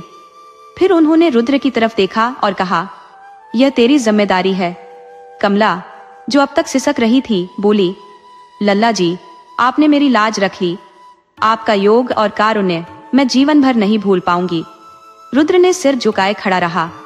लक्ष्मी के चेहरे पर प्रसन्नता थी, लेकिन पार्वती दृढ़ता से बोली, मुझे यह रिश्ता मंजूर नहीं है। इससे सभी के चेहरे पर निराशा की छाया फैल गई। रुद्र ने ताई से इजाजत ली और पार्वती के कमरे तक गया। क्या हुआ पारो? रुद्र ने पूछा। पार्वती बोली, मुझ पर किसी तरह का एहसान करने की जरूरत नहीं है रुद्र। तुम ये बिल्कुल मत सोचना कि मैं बहुत दुखी हूँ। मैंने अपनी पढ़ाई वापस शुरू कर दी थी और नौकरी के लिए आवेदन भी दे दिया है। अब तुम शहर चले जाओ। यहाँ अम्मा, बाबूजी और काके की जिम्मेदारी मैं ही संभाल लूंगी। रुद्र ने एक बार फिर सबके पैर छुए और बाहर निकल गया। लक्ष्मी का खोटा सिक्का अब अपनी मंजिल पहचान चुका था। पिछली बार के पलायन और इस बार के निर्गमन में बहुत फर्क था। पिछली बार वह सब कुछ छोड़कर गया था। इस बार वह आत्मविश्वास से भरकर सफलता की गद्दी पर विराजमान होकर वापस लौटने की उम्मीद में जा रहा था। और इस बार वह पार्वती को मनाने की कोशिश जरूर करेगा।